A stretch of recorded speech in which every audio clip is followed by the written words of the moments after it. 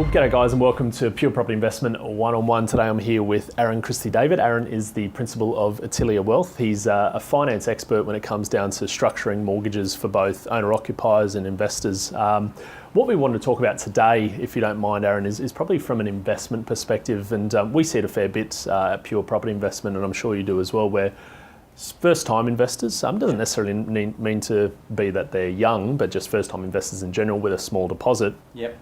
Looking for help and trying to figure out how do I access or jump into the property game with a limited amount of cash. Yeah, sure thing. I think it's very exciting sitting in front of a first-time investor. Yeah, the nerves. We hear a lot about rent vesting, which is a very popular term. So what is that? It's the notion that you rent where you want to live and buy where you can afford, which is a really good idea to get your foot in the market as well.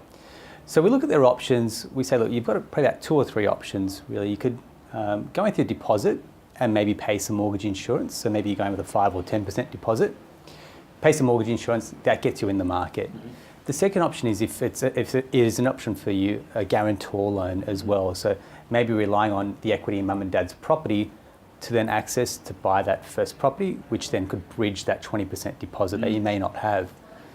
The third one is we set ourselves as maybe a 6 or 12 month goal as well to say, right, here's how much the deposit is that you need. Let's work backwards inside your budget to see how much you can save realistically over the next maybe 6 or 12 months. And that way you get your foot in the door as well.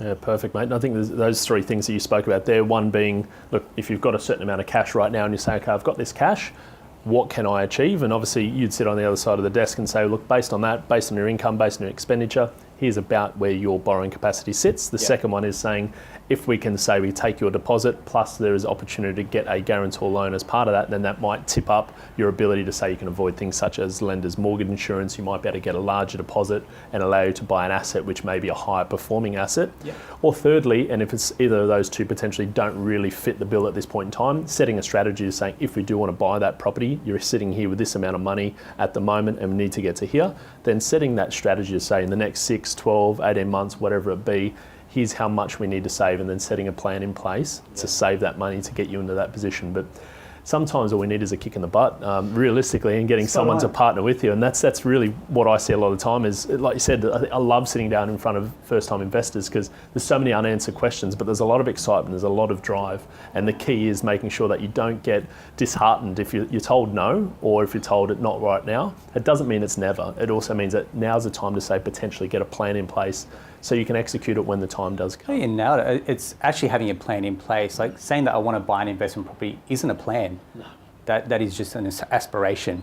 So sit in front of someone that has done it or tread that path, and I think they'll set you up to succeed as well. Absolutely, mate. And it's exactly like you said, it's so exciting to be able to sit and work with people like yourself who understand it, who've invested in the past, who also understand the finance game, and saying, guys, you don't need to be disheartened, or you don't need to just say that buying a property is a plan or is a strategy, because there is literally 500,000 properties transacted every year in this country.